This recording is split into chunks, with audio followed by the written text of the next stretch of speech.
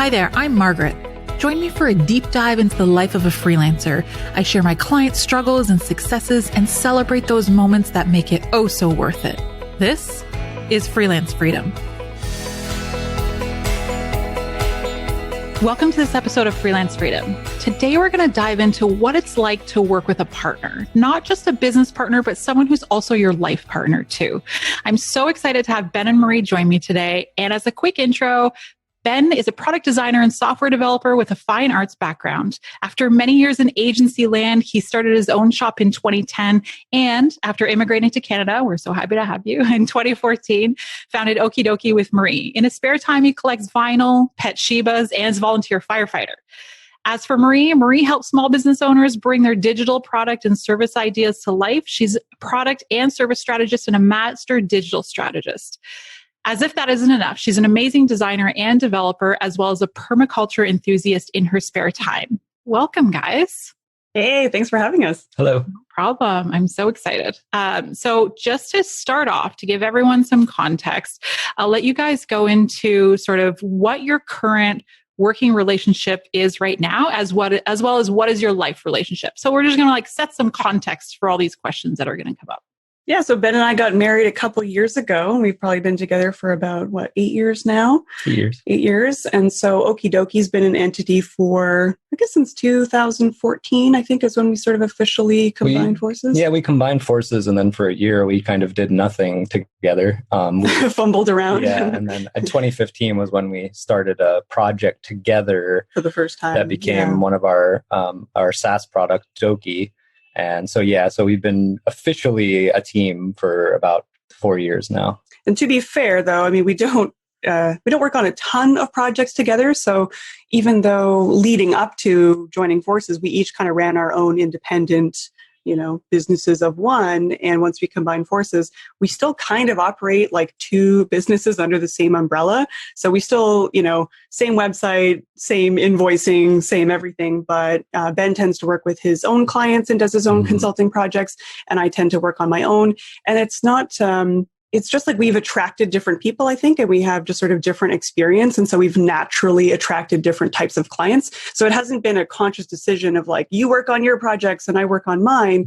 Just haven't really had a ton of opportunities to work on the same projects together. Oki Doki is our umbrella brand. And I think that a lot of the ways that we actually sell our services is that we generally are doing all of the work with our individual client, but that we sort of pitch ourselves as we do have access to this other person, basically, that is, my advisor essentially on things that I don't cover.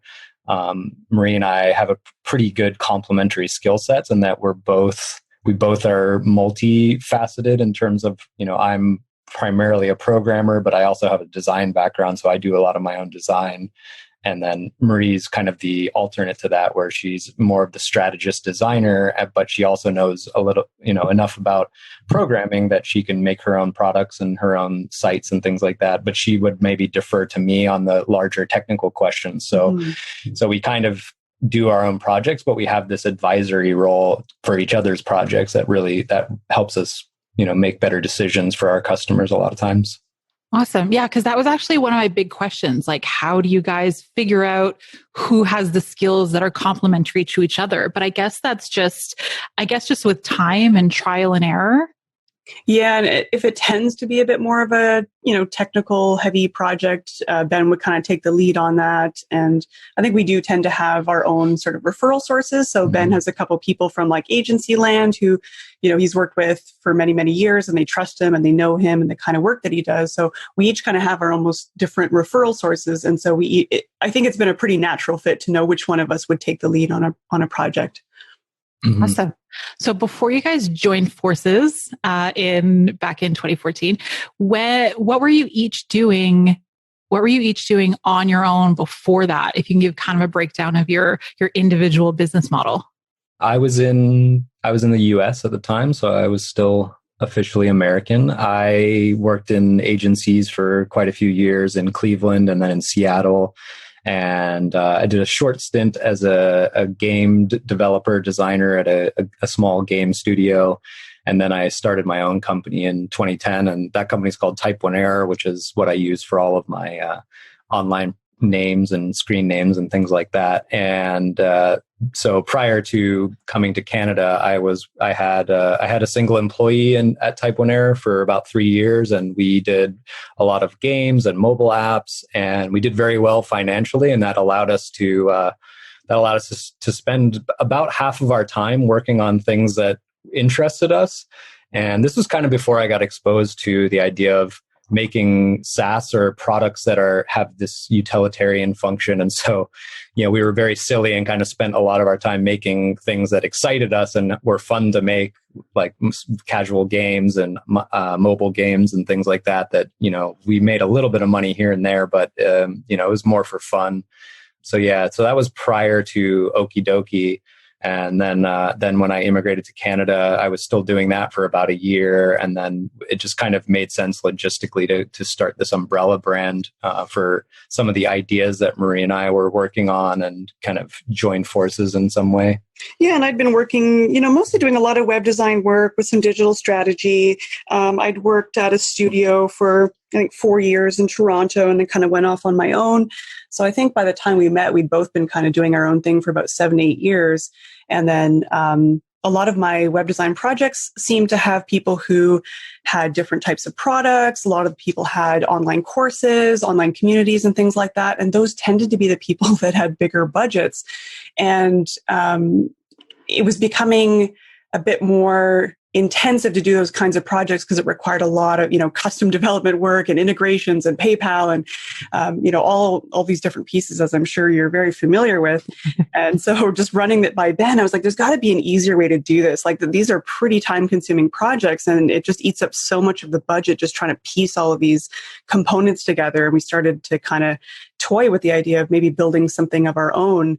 In our foolish naivety, I'm like, it'll be easier to spend years building it and help us save some time and money on our client work. So that was kind of how that initially began. And so we decided to give it a shot, build our own product, and mess around with that. It sounds a little more glamorous than it was, I think, and it was definitely not glamorous. a lot of the decision making was actually pretty just logistical for me, because I'm sure that some of your listeners that have maybe gotten permanent residency in a different country or even citizenship have found, if they're coming from a place like the United States, I, as a U.S. citizen, am required to file a tax return no matter what. And some countries have different systems for this. But as it was, because I started having to file a Canadian tax return as well, I was also filing a tax return for my company, in a corporate return for my company in Washington. And I was still having to pay, taxes in Washington for that company, and because it had a, physical address, so to speak, in Seattle. So when we started our company, then I had 4 tax returns to file. Oh my God. Yeah. So 2 corporate tax returns, 2 personal tax returns. And then there's all these different forms that you don't really think about, such as the cross-border. If you have certain funding in a different country other than your country of origin, then you have to report that on these different forms. So it was costing me between $7,500 and $10,000 to do my tax return every year. Jeez. So it was more of a, let's just found a company here because I'm going to stay here, and that means that I'm going to shut down my business. So I filed a final, you can, on your tax return, you can mark it as a final return, and that effectively closes your business in the United States. So yeah, there's some other paperwork that I had to do to make that real. But, now I'm down to just, we found an accountant place that helps us do all of our returns together. So that's really, really advantageous. Things, yeah. Okay, nice. Yeah, I mean, that's stuff that people don't even think of. So do you still have to file, personal tax too? Because you shut down the corporation. Yep. Oh, okay. So you're doing Canadian, and then you still do personal in the US? How, just out of curiosity, how long does that go on for? Forever. Oh, really? Okay. Yeah, it's there's not many countries in the world that operate like this, but yeah, and if you're a citizen, you have to file a tax return, even if it's a nil return. Oh. So my U.S. tax returns are effectively nil returns because of certain tax treaties, such as I think NAFTA is one of those that controls that. I think it's being renamed for various reasons next year or maybe even sooner. But yeah, so basically I file a return that says I made XYZ in Canada, and then the US guy at the accountancy we work with, he basically marks that as foreign income on my US tax return. And because I've been taxed in that country, I'm not taxed on that same revenue in another country. So for some freelancers that come from different countries that don't have those kind of agreements, there's this potential for double taxation, which gets pretty scary. So yeah, I'm happy to have permanent residency and citizenship in countries that have that agreement together. Yeah, for sure. Oh man. Cool. So then that brings you to kind of, you guys built your company together, and then we touched on a little bit that specifically the product that you wanted to create together was a SaaS product. Do you want to go into a little bit about, because you guys have both come from sort of a non-SaaS environment. So how was it going into, and Marie, I totally get that, like, I don't see the right solution out there. I'm going to make one myself, because I feel like I would do the same thing for sure. So what drew you into the SaaS community? I know the main purpose was to sort of solve a problem, and then what were some unexpected hurdles that came up, not only while you were building the actual product itself, but planning that while building a company at the same time, because now you're doing two things. Now we're building the actual product, but you're also building the infrastructure of what's to become this company too. So many hurdles. Yeah. I guess I had a little bit, now that I think about it, I had a little bit of a background in the agency that I worked for in Seattle called Buck Wild. They had a number of musician clients, and a lot of the Flash websites we did back then were for musicians. I mean, I tell these stories all the time, but the very first project I worked on them was I did Ice-T's website in Flash. And I was like, this is that's the coolest project ever. But they started seeing this thing too, where all of these musicians had this very similar, these needs for reaching their fans and things like that. So they actually started this product called Ground Control, which they spun out of the company and hired a whole different staff, and then eventually became a completely separate company. But they did this a bunch of times with, they had these great ideas that we were doing repetitively for these customers, clients, and they would spin off this secondary company. So they had the musician stuff, and then they also spun off a company that a couple of my friends still work for now that's very successful, called Elastic, which is another thing that Buck Wild did was outdoor industry stuff. So backpacks and hiking and things like that. So you think of your North Faces and Gregory backpacks and things like that. And that was another product that they spun out of the agency and became a whole separate brand again. So those kind of things I think happen to us as well, where you're, as an agency or a services company, you're seeing these problems that clients are having over and over and over again. And you start thinking, well, we can lower our pricing and give these people these, a turnkey solution that, that we maintain one code base instead of having to maintain, if you're offering the same product to 100 people and you build that with the same toolkit every time, it allows you to do updates and maintenance. And when you give a feature to one client, then that all the other clients get that same feature. So it's this kind of, you're selling a package deal that allows you to say you get sort of ongoing new stuff and new value adds by committing to a subscription model. So yeah, initially it was, Marie said earlier that we were redoing these PayPal setups and all this. We were using Wishlist at the time, and so we started looking at how we might repeat some of that functionality as something that other people might be able to self-serve and create versus us having to do that work.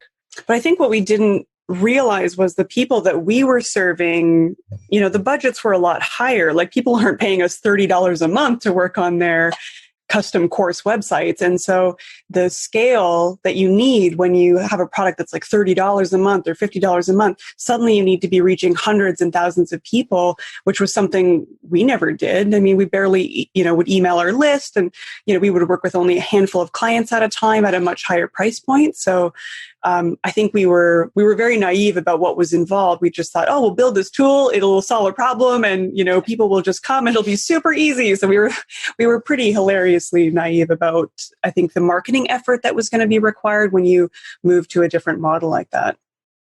Yeah, and I find sometimes with those, one of the challenge with those models, and I haven't experienced it to the level that you guys have before, but I've sort of seen and heard that some of the expectation of support sometimes for something that, I mean, Marie, like you said, we're used to building things that are like 10, 20, 30 plus grand for people. And there is a certain level of support that comes with it. But then I think it's, and I don't really know the psychology behind it, but I feel like with something that's $30 to $50 a month, people have almost like a weirdly more expectation of support. Am I wrong with that? I don't know. Just I feel like anecdotally speaking, it does feel like an inverse thing where because I think it's less about the perceived value and more about the relationship that you're building with the customer. If somebody is willing to pay you, starting at $15,000, say, for a product, there's this expectation that they're getting a level of commitment from you that that sort of I think they're a little more respectful of the value that you're providing to them, and you're building that relationship over time. So there's more of a you develop, and it gives you as a freelancer or a contractor the ability to be more clear about what the relationship is between the two of you. So you can establish that up front, and you can have these ongoing calls about, yeah, that's included, that's not included. And you develop more of that ability to say no a little easier because there's more clearly defined boundaries.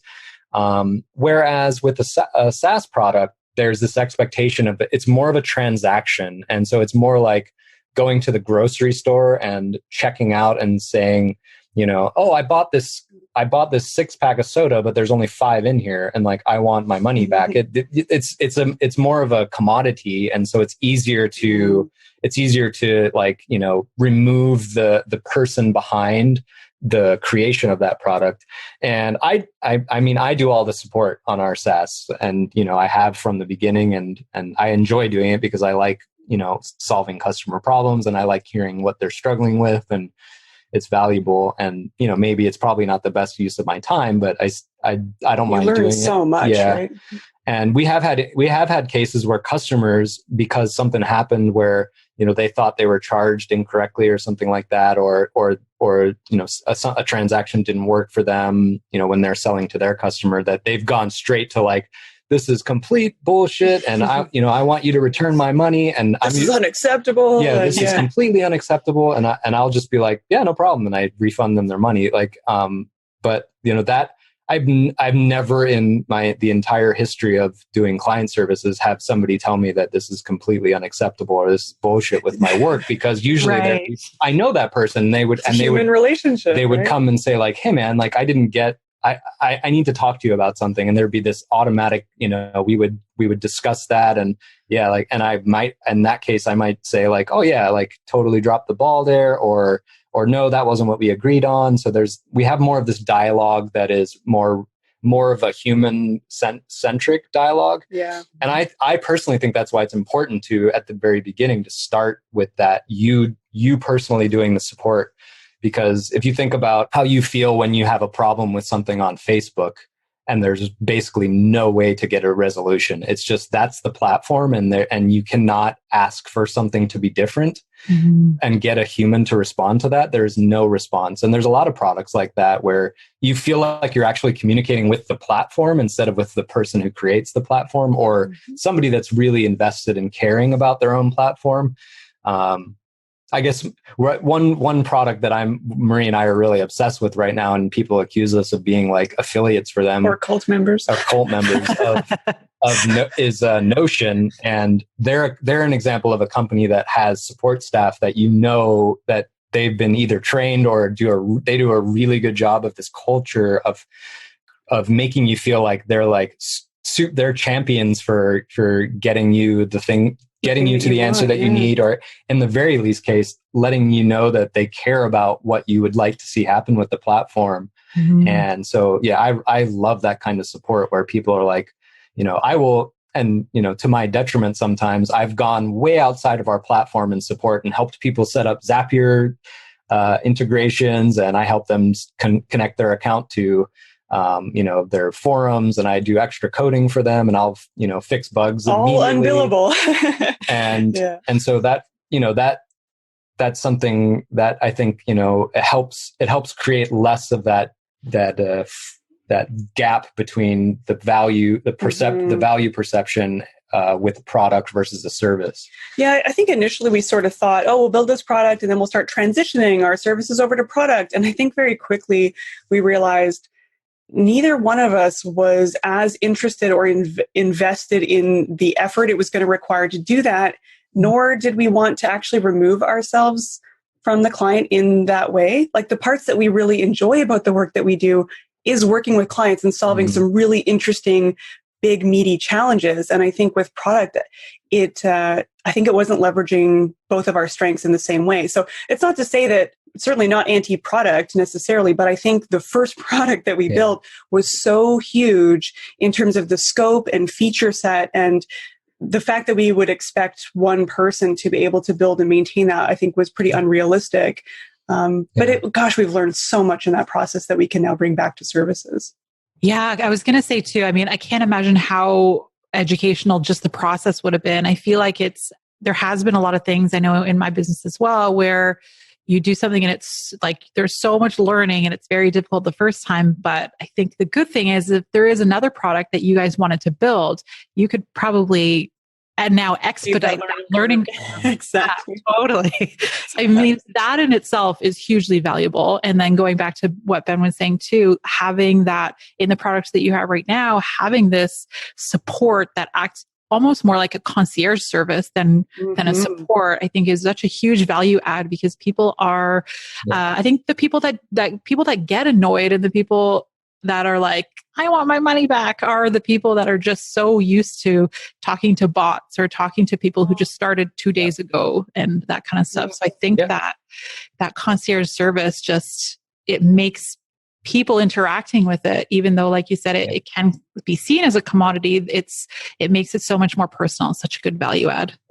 Yeah, we've had lots of customers, especially with something I'm working right now on Doki. I'm working on this thing called SCA, which is this strong customer authentication, which is a new regulation in the EU that means that when somebody makes a credit card transaction online, they're going to ask for a second step of identity authorization, so that they can say, okay, this person that has the card is actually the person that So when you do a credit check or something, and they ask you whether you had, do you have a loan? How many credit cards do you have with us and whatnot? When you're giving some information that only you should know. So there's this new step that we have to integrate with, and the GDPR stuff was pretty wild as well. I think I may have gone overboard with that. But now I know so much about it that when people would write in asking, whether it applies to them and what do I need to do, I can give them like real world answers. I don't, sometimes I always preface it with, you need to speak to a lawyer, but I don't think, that you don't need to worry about that because XYZ, or you should, this will impact your business. And here's some information about that, because I have that knowledge that I can give to our customers. So yeah, a lot of it is just, these kind of side knowledge that you can give to someone about the business of selling stuff online, that can be really helpful. And we have people that have said, they've talked to some other course platform and they've given them these answers that are very much not answers, Or they were talking to a bot and they're like, wow, it's just so nice to talk to a human and not a bot. So yeah, it's an unexpected bonus of being a tiny player in the space. We don't really try to compete with we're not trying to take customers away from other platforms. We're not trying to say we're better than other platforms. We'll happily talk someone out of using our platform if it's not a good fit. I often joke on when I do demos of the software for people, like I'll literally recommend one of the other platforms if they have a specific need that they need addressed. And I'm probably the worst salesperson in the world because I really do care about people succeeding. And so when I get and so I'm probably a really bad salesperson because when I hear a story about somebody that needs help and like, oh, I can't afford it, my very first thing is like, I'll do this work for you. I'll help you out and I'll give you X months free. Like I really want to help people and that, can lead to a lot of additional, support and we don't make any money from those contacts, but they people really respect that they feel seen and they feel like I care and that we care, that's important to us. Yeah, for sure. And I think that's hugely valuable and it's super rare now and I think integrity alone can be such a huge, differentiator. Such a huge differentiator. And even now it can be like, it's so rare. It can be a kind of a sales catalyst all on its own. And I mean, talk about building the know, like, and trust factor with your audience. That's huge. Yeah, big time. It's just difficult because that type of stuff doesn't scale unless you're building some kind of team and that you're really, really going hard on on values and culture in terms of making sure that everybody at the company has those values that they instill into their work and that is reflected in every interaction that you have with your customer. And that's why I use Notion as an example of that, because you can tell that is you receive that at the lowest contact point, which is a chat widget. Mm-hmm. And even if it is bot driven, a lot of times it still feels designed to really make you feel supported.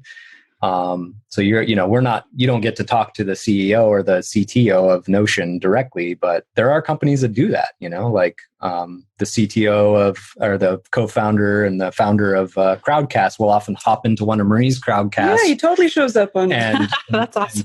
And, he's there to support one of her clients using it. Or remember when I had an issue and one of the Crowdcasts wouldn't start, and he hopped on in 5 seconds and helped actually fix it. So you do have these companies that are very, very, very customer driven, and they the people that are running the things are showing up, and that's. That to me is a future. It's becoming table stakes. I feel like that's a future CEO. That CEO thing where the CEO is like, there's an operational executive thing, but they're actually more driving the values and the initiatives and the of the company. And so that sometimes means half their day is spent talking to customers, doing support, and jumping in and being the face of the company more so than I guess that's your operations person is running the things behind the scene, but that decision making stuff I think is presenting the company in the way that helps the customer feel good and feel like they're getting a return on their investment and whatnot is really, really important in current modern SaaS. Yeah, and talk about retention. I mean, that's the optimal retention method too, because I mean it's a lot easier to keep the people that you have happy than it is to get new people. And we all know word of mouth is also the best. Like you guys being such big proponents of Notion, like word of mouth is such a huge catalyst for sales too. So I think those sort of ground level efforts they pay off a lot more than people realize. Absolutely. For sure. I mean, we've probably brought literally hundreds of people to Notion at this point. And I've maxed out my referrals at 100 already. We had a referral link that we've maxed out, and we do get a little bit of $5 or whatever for every person that we bring on, but that we've definitely their support of us is what drove us to be like just absolutely frenzied about how great it is, and so. When I love a product, man, I will sing it from the rooftop. For sure. Or service too, right? Like, like working with Tanya Geisler, if anyone doesn't know her, the coach who specializes in the imposter complex, working with her was life-changing. So I'm always telling people like, you've got to be in her program if you can, Yeah, every time somebody talks about imposter syndrome, I just link Tanya, like you need to hire Tanya for coaching, because that was that in-person workshop we did in Toronto was pretty impactful for me. Yeah. Yeah, I agree. She's the first, like you said, first person that comes to mind anytime someone brings it up, for sure. Mm. So I do want to circle back because Ben said the S word. So I do want to dive a little bit further into that too, as far as the scalability of yourselves as a business and the product as well too. So I know, I'll kind of let you guys take it from there, but I know that a lot of times, because you were saying that you do offer this concierge level support, a lot of times these people do turn into these larger clients where you get to build out sort of bigger platforms from, and how it may not necessarily be scaling like in the thousands of numbers, but definitely scaling to like that, having that level of service on a SaaS product can scale to larger one-on-one products. So I guess my big question was like, has that now become, I didn't mean to answer my own question for you, but has that become sort of part of the flow and part of a business model that you didn't expect? We have a story that we kind of tell of one of our recent, or we're still ongoing with this client, of a kind of, and we need to put together a case study for this client because it's really good. But this is kind of, this specific customer has sort of revolutionized our thinking around lead generation for services with products. And Marie's talk on MicroConf, I think it was 2 years ago now, was largely about this and how we think of things. And now as this, we think of in relation to permaculture and how we design all these smaller systems that feed into the larger system, and it's very, I guess, waste free in that way. But the story goes like this. We had a demo booking thing on our site, which we've recently taken down for a couple of reasons. But I did a demo for a designer, and we just kind of, sometimes who heard us on a podcast. The designer heard us on a podcast, awesome. And he had a customer who was looking for somebody to help her turn her in-person workshops and courses into an online program, a system. And this guy was a WordPress developer, and he was just completely overwhelmed with how to do this and all the options. And he says, I'm a designer, I'm not really a developer. So even if I use these tools for, an LMS platform, I don't really know how to execute this. And then she's got all these needs outside of that, like certification and question and answer and scheduling and booking and all this stuff. So I said, it sounds like you have a lot more problems than just the shipping of a course, because you could use our platform, you could use any of these other platforms, but it sounds like there's a kind of a lot of planning and it's an operational strategic thing as well, because there's all these different rules and regulations about it. So this is specifically in the veterinary space, and it's in the UK, and so we had GDPR issues, all these different facets of different things that needed to be accounted for that was way outside of his comfort space, way outside of the client's comfort space. So I suggested to him, you should talk to my partner. This is kind of what she does, is she helps people launch these courses and figure out what they need to know and set up systems and processes for, putting it all together, so to speak. So I actually did a demo with the end customer at 1.2, and she was, again, she wasn't not very tech savvy, so she was pretty overwhelmed. And she was like, "This all sounds amazing, what you're showing me, but I honestly have no clue what it means. I have no clue what to do with this software. Like, my designer has no clue." So we started realizing that, again, that one of the main reasons that people churned on our software, which is basically people canceling their subscriptions because they're not really using it, is because there's just this overwhelming amount of stuff that software doesn't really solve, the glue points in between the different tech things. So you have a lot of these, all of the course platforms are fantastic at launching courses. I can recommend just any of them. Just build your 6-figure course, 1, 2, 3 profit. Launching a course online in 2019 is not a challenging thing. You sign up, you put some content in, and you ship it. But the hard part is getting it in front of people, marketing it, actually writing the content. Yeah. That's the hardest part. And so we started making all these products kind of around our SaaS, like to help support it. Marie's Run Your Learning Launch, which helps you launch the first version of your course, and also had a curriculum designer review component as well. Mm-hmm. So we started partnering with these other people that helped fill in those gaps, helped with customer success, so to speak. So this customer in particular did a quick consulting call with Marie, which is we usually charge about $297 for, I think. So that was cool. We just got revenue from doing a demo and they haven't even signed up for our product. That's neat. We got more money than they would pay us in a year of subscription. That's kind of neat. And then we did a 3-month coaching engagement with her. And then just launching one course turned I'm actually going to launch 3 courses. And so we just kept going on this retainer and increasing the retainer, turned into one website launch, a second website launch. I think she's got like 7 courses now. Now we're doing a separate company launch. So we've just been sort of leveling up that. All with this one client. Yeah. So we started thinking of these demos and these, and sometimes people were booking demos. I did a demo with a guy that said, "Did you build this?" And I'm like, "Yeah, this is our product." And he was like, "Man, this is awesome. Could you build something else for me that works like Process Street, but does this and that and that?" And I was like, "Sure. You want me to put together like let's do a discovery call, and we'll, you can pay me to spec this out for you, and I can give you an estimate and da da da da." So that, people would just be booking a demo to find out if we could actually build something in a similar scope. Oh, that's awesome.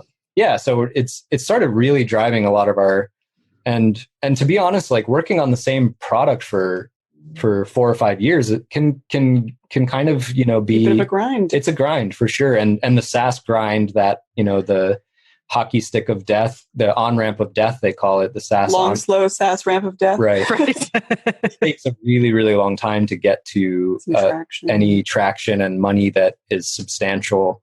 So Ben's not quitting his day job is basically what we're right. And I don't want to. And in terms of scalability, we've kind of reached this point where we're like, we like that it's a nice trickle of additional and not necessarily passive income, but we work on small features and we it's pretty stable now. Help customers launch products, and that's kind of where we like it. If we have 100 customers, I'm totally stoked about that. If we had 1,000 customers, I would have to 100% devote all my time to it. We'd have to staff up. I couldn't do support anymore. And then it becomes its own business. And I think that was our original thinking that, this thing's going to replace Ben's income in a year. And then it'll replace Marie's income in 2 years. Yeah. And when we didn't get the traction that, we initially thought we would, we started thinking about, well, how can we leverage this to work for us? And I think too, like, with the permaculture studies and just really looking at like what would our business look like if we designed it on purpose. And I think there was that element of when you run a 1-person SaaS basically, or 2-person SaaS, anytime you get those like panicked support requests or like, oh, the system is down. And, we talked about traveling, and then it'd be like, I don't know if we can do that because I need to be available for that support. And I think there was an element of feeling like you're always on that is a little different with services. And so if we were really looking at it from the ground up, like, would we have designed what we designed, knowing what would be required, knowing what kind of content marketing we'd have to do, the support team? I don't know that we would have done it in that way, knowing what we know now. I don't regret any of it. I think we've learned so much, but there's something now, I think, about designing on purpose, like knowing that we love the high touch. How can we do it in a way that isn't draining? How can we make sure that we're leaving time to explore products, but still doing the stuff that we're really good at? So I think the whole experience has made us a lot more intentional about like, hey, are we deciding to do this because here's what that might look like in 5-10 years. Like, let's be realistic about what that's going to take. Mm-hmm. I agree with that so much because everyone talks about these metrics and plans when you're first starting things out, but a lot of people forget, myself included, that like happiness is a metric and it's a really valuable one too. I know that when in like 2015, 2016, when I started to scale up a little bit within the company, although I know it's not a SaaS company, but building more of an agency. We got up to in 2017 there was almost 8 of us, I think, per staff. And the intention was to continue to grow, but I was like, I don't like this. I liked it when it was 4 people. I liked it when it was a small. It's less responsibility. And it was, For sure. So it's this trade-off. And like you said too, you don't know what you don't like until you get to figure it out. So it's none of these are lost experiences, but you definitely, scalability doesn't necessarily just come from getting thousands and thousands of people to sign up. Like you demonstrated in your old business model, this can translate into different areas where you can still maintain high touch and not sacrifice quality and still be happy, but get scalability on a totally different level. Yeah.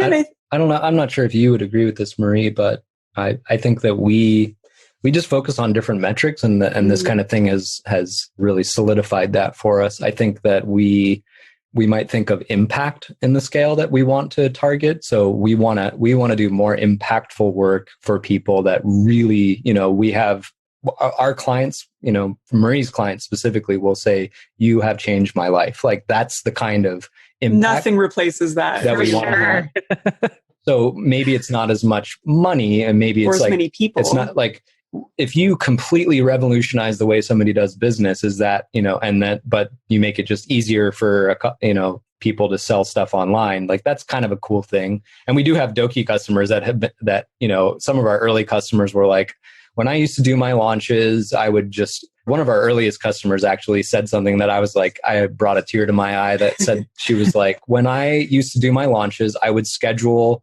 whole days to answer support requests from my customers because this wouldn't work. This wouldn't be unlocked. Somebody didn't get the email. Somebody got deleted. Like, she would have all these something. So she would schedule whole days, whole weeks to work with the fallout of all the technical stuff that would go wrong because a PayPal thing couldn't go through. And when she did her first launch with our software, it was like she called us. She called us because she thought the software was down because nobody had emailed her to say that it wasn't working.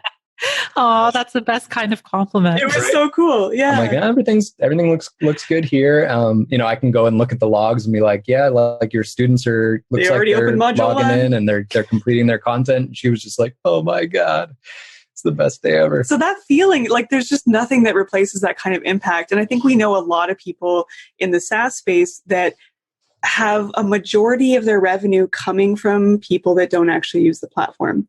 And I think a lot of other people are fine with that. And they're like, awesome, whatever, like I'm hitting my numbers and they don't really care and that's fine. But I think we care too much and that might hold us back in some ways, but we value flexibility. We value impact. There's certain things that really matter to us in our business and we have that. And so I think we're really well diversified across different types of services, products, courses, and that works for us. Yeah. I mean, in the past, I wouldn't have minded scaling up more customers, but then you move away from that, last year we had a customer in France reach out and was like, I like your platform, but you're not in, you don't have the content in French yet. And I was like, I can have that to you by November. They give me a lot of times people request a feature and say, my response is normally, when's your launch date? Whereas even Notion, you'll say, could it do this and this and this? And they say their standard response is always, we'll put your vote in for that feature, which is kind of a way of kicking it down the right. They have their goal. Last week, they told me they're currently working on performance and speed or something like that, a couple different things. So I know my features aren't getting worked on. So that's something I like doing is somebody presenting like it would be really beneficial. And then, we were able to sign up a couple more French Canadian clients because, we do offer the student experience in French now. Cool. So, those kind of things you wouldn't be able to do if you scaled because then we'd have to start thinking about hiring people and, maybe one day we'll see. Yeah, definitely. Well, I know we touched a lot on like the values that you guys have at Oki and how those have scaled into your business as well. But I do want to switch gears a little bit to more of the personal aspects of working together because not only are you guys married, but you're business partners too. And as we know, or as we suspect, there's a lot of crossover between those things. So I think some of my first questions are, when you guys have new ideas, do you talk about them with each other? I know obviously you share a business, so you talk about them in that respect too. But if there's ideas maybe or issues that you don't agree on, do you find that carries over into your personal life as well? Yeah, I don't think there's a ton of separation between our sort of life and business operations, just in terms of how we, run things by each other and talk about what's going on. We're one of those weird couples that pretty much spends all of our time together. Like our desks are side by side. We live in a very open concept house. I think what helps us is setting up our own kind of routines and rituals, and you kind of learn the signals when you can say like, hey, I'm actually in the zone right now. Like I just really need to focus for the next couple hours. And we kind of have some division that way. But yeah, we generally have to, we run our ideas by each other.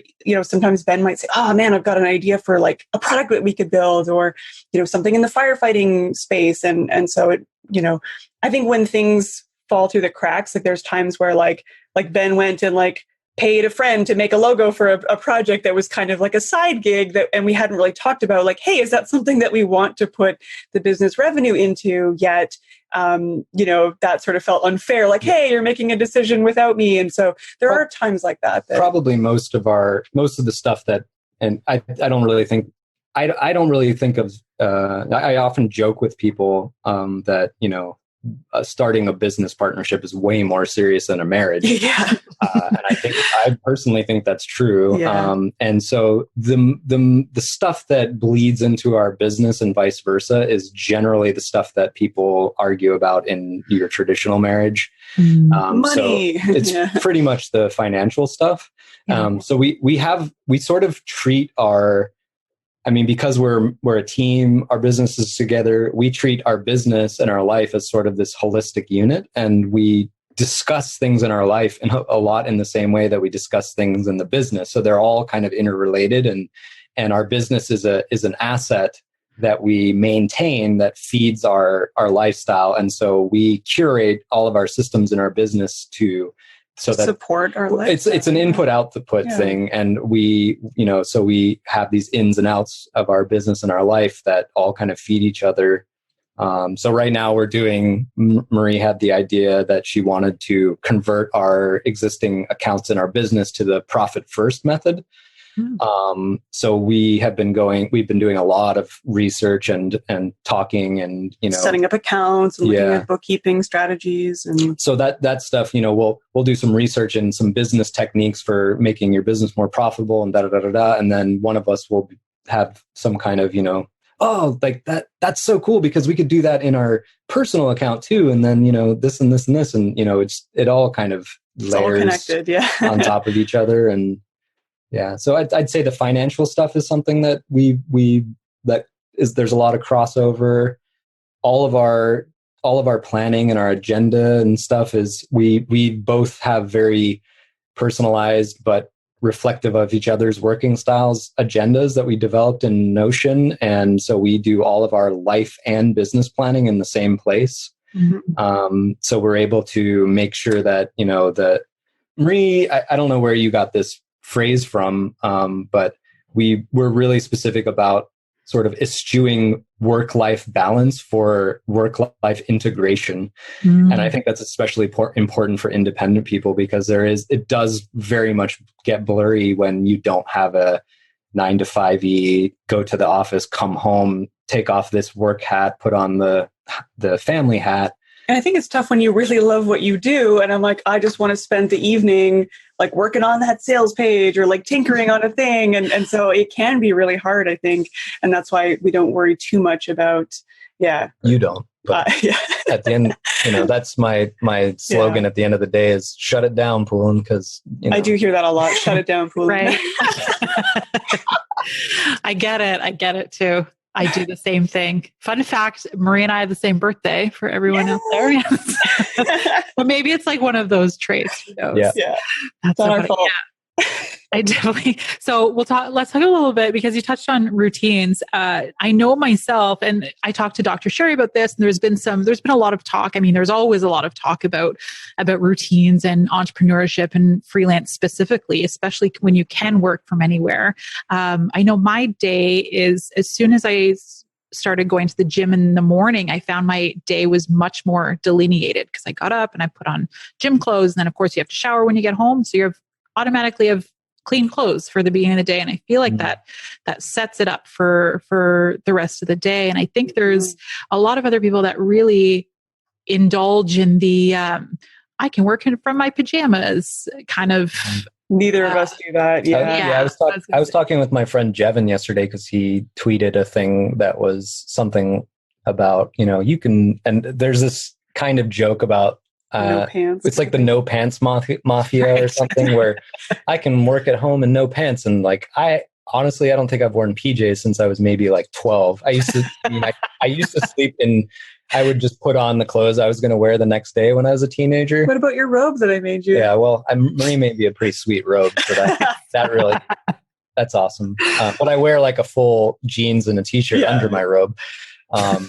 So yeah, when I was a teenager, man, I slept in blue jeans and like a black shirt. And that was what I wore every single day. Like maybe when I wake up, I'd put on one of 3 black hoodies. But that's like, I haven't worn PJs in my life. So yeah, like I definitely have a, if morning workout, it just doesn't make me feel like I'm actually taking the workday seriously when I don't get to do my morning routine. And I think like you, Margaret, I use if we're going to use power of habit, my waterfall habit is exercise first thing when I wake up. And that sort of sets me up because I have certain rituals around drinking a glass of water before I leave the house. When my running shoes are outside the house. So I put my running shoes on as soon as I walk outside. I go to the gym, come back. And then as soon as I get home, I do a ritual. And then I have a startup and shutdown rituals that's relatively new. So when I reach my computer, I do a certain 10-step process of preparing for my day, which includes drinking another glass of water. I do these breathing exercises to build lung capacity with this device that I bought online that's probably not very effective, but I do it anyway. Even if it's mental, it's still effective. It helps with the deep breathing and the kind of relaxation. And, I'm about to start working, and I have medication and vitamins that I take. I give the dog the medication, all these different things. And then I start journaling. So I set my intentions and plan my day, and then I start working. And you mentioned Atomic Habits, I think, before we started talking, but that's, a lot of stuff I got from there. And also Deep Focus, the Cal Newport book, was a big influence on my mindset. Deep work? Is it deep work? Yeah, not deep focus, but deep focus is the concept of deep work, right? Yeah. My morning's a little more lackadaisical for sure. Like I don't get up early and work out, although I have been using that. I think it's called the 7-minute workout, which has been really handy. And one thing that I started doing now that I just love, and it's kind of ridiculous that I didn't make time for it before, was like, I need a slow coffee in the morning. Like if I can take 20 minutes even to sit and have a coffee, we sit on the patio, like while the sun is shining, that is the best feeling. Like that sets the day up for success. And I think, in previous freelancing years, Margaret, I don't know if you can relate to this, but I just used to like grab the phone and then you're already in a panic. You're like, oh God, that client needs that thing. And you're just jumped up right at the computer. Yeah. And I used to do that for many, many years, but now it's like, wait a second, I can decide not to have calls before 10 a.m. That's a thing that I have decided to do. And there are certain days of the week that I will not take calls. And so it's taken a long time, I think, to find that groove and to find the things that really work for me and that I can make those decisions and be like, no, this is a thing that I need to feel successful and to feel productive. So it's taken a while to find those for sure. Definitely. For all the current reading that I've been doing, I do feel that distraction is an attention deficit, not to say ADHD or anything, but attention deficit is actually killing us as a species. Like I feel like we are going to start living shorter lives because we're, actually not, that idea that you don't really, your autonomic systems or whatever are shutting off. You don't Everything's breathe. On high alert all the time. You slow your breathing, and you're not breathing deeply when you're engaged with the content or reading content and stuff like that. And you're slow the F down. your brain is sort of atrophizing, I think, by just consuming and not really spending time focusing, which actually develops your brain. Yeah. Yeah, I so agree. Like this, And I've been so guilty of it too, Marie, like check my emails from bed, which is like the worst thing that you could do. And I've made a concerted effort to not do that anymore, because like you said, Ben, it's like, then the rest of the day, we're kind of just swimming in cortisol, which doesn't do anybody any good. Yeah, it's so crazy. So we went through about Doki and kind of glimpse into how your life is working together. But if there was anyone considering starting a project or starting a business with someone who is already their life partner, is there any advice that we could give them? I have a couple tips. I think being really, really, really honest and clear about what your strengths are and also your responsibilities is pretty key. I think we're in a good spot because we don't really step on each other's toes, and because we've kind of given each other that permission, if you will, to say like, yeah, like it makes sense for you to lead those projects and I'm not going to take it personally, and you go off and design and do your thing. And if you need my help, I'm there for you. But really like trusting that the other has it, that we're making good decisions, checking in pretty regularly. I think that was something that became a problem a couple times when we'd almost give each other so much responsibility and independence that we'd kind of go off and do our own thing, and we'd kind of be going off in these different directions. And I think we'd end up getting to a point where we'd be saying like, so what have you been working on for the last month or two? Yeah. Or just it just didn't, I don't know. I think once we finally got back on the same page and said, we need a weekly, it's funny like that we work side by side, at the same, these desks right beside each other, but we weren't really communicating about even goals or kind of what are we working toward, getting on the same page. So I think having a weekly Monday afternoon check-in was something that we got into a good habit of, and that really made a lot of sense and was really good for us. Yeah. So open communication, being really honest, and obviously the same goes for, a loving relationship too. It's just communication is everything. I think it's time to, if you're depending on, are you already married? Are you thinking about getting married? Have you been living together for quite a long time? Like you're gonna maybe have some things that might need to get resolved before you start a business together. And therapy. Honestly, that was where I was going with this. The one thing that 100%, when our existing website, we feel right now is like some of the best work we've ever done. Like the copywriting, the design, we get compliments on it all the time. And we're so proud of it. And it took us a year to write that content, literally a year. Yeah. And it's like a 5-page website or something like that. It just took us so long to really, I felt for a while that I was not represented in the business. And then, we were doing these kind of different things. And I was feeling like Doki was kind of separate too. Yeah, it was sort of like Ben is Doki. I just didn't have it. I just didn't have the network and the clients that you were getting, and so I felt a little bit like out of sorts. Out of the business, and we wanted to start over from scratch and redo that. But we actually started noticing a lot of the same patterns in our personal life from what was going on with our inability to get this website finished. And so we actually started going to couples therapy, and we did that for about 6 months. And then when we started again, it was like these like so bam, good. Bam, bam. Like we were just writing and killing it on design, and it just came together. And it was like a thing that we really collaborated really hard on. Marie was doing these, design specs, and then I would take it and flush out the final design, and we would be back and forth. Co-create the copy, and it hit this flow state, but it took so long to get there. And I think there was a lot of resentment building in ways that I don't even think you knew that you'd felt like you were sort of left out of the business. So there was a lot of bigger questions that ended up we had to ask ourselves about, like, okay, well, what is our business all about? And what do we each want out of it? And all these bigger sort of philosophical questions came out. I'd that would be my answer, honestly, before you started therapy.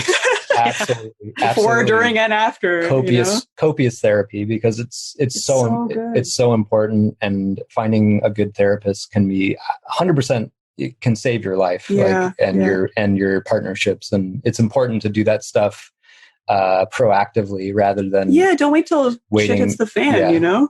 So that's number one in my book is getting somebody a little more objective to speak to those things about.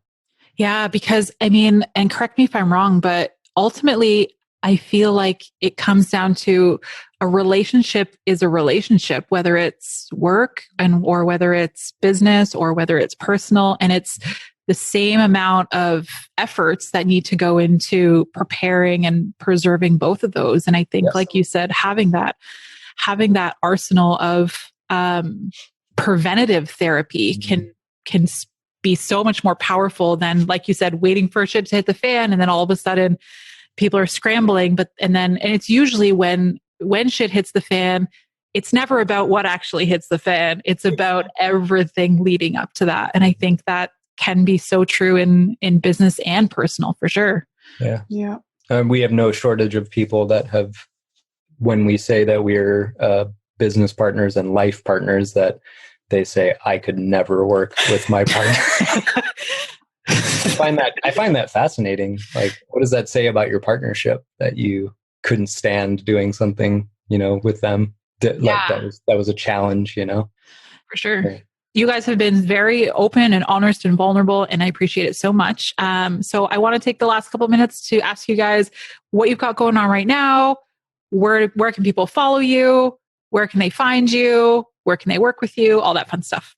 Yeah, at the moment, I've got a couple things in the pipeline. I'm working on a mastermind that I'm partnered up with Kai Davis on called Design Your Productized Offer.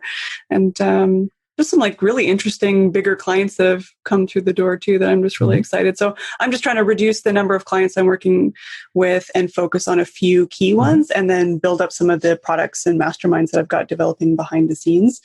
And Ben? Yeah, like I mentioned previously, right now, Doki-wise, I'm working on the strong customer authentication upgrades. I just wrote an email yesterday saying how, makes me sad that I have to work on this kind of stuff instead of new features, but, it is what it is. And a lot of the stuff that I do busy work-wise helps, move the platform forward for everyone. So that's cool. I'm working on a documentation and troubleshooting center project for a company in the States that does machine and ball bearing parts. So that one's a little bit of engineering, a little bit of documentation, a little bit of programming and some marketing work. So it's I like those projects that have these, tons of touch points and you got to write custom API integrations and things like that. So that excites me. And I have in mid-August, I'm starting at a really, really big project that may turn into something very long-term. So we'll see. I got a lot going on. Awesome. So yeah, it's a busy month. Yeah, people can find us at weareokidoki.com, and we're both pretty active on Twitter. You can, Google our names on Twitter, and I tend to also tell stories on Instagram, so you can look at my name on Instagram. Amazing. I'll link your socials and your website up in the show notes as well, too, in case anyone wants to reach out as well. Yeah. Awesome. Well, thank you guys so much for being a part of the podcast. Thanks And I'm so excited that I finally had you on. We'll have Marie on in another episode too, but I don't think I said in the intro, I've known these guys for a few years, Marie for almost a decade now, and so excited to see what comes for all of us in the future. Yeah. Awesome. I have a feeling. Yeah. Thanks so much for having us, Margaret. Thank you. No problem. Thanks, guys. We'll talk to you soon. Thank you so much for spending your time with me. As always, I love to keep the conversation going. So head over to Twitter or Instagram at Margaret Fell. That's at MargrefFell,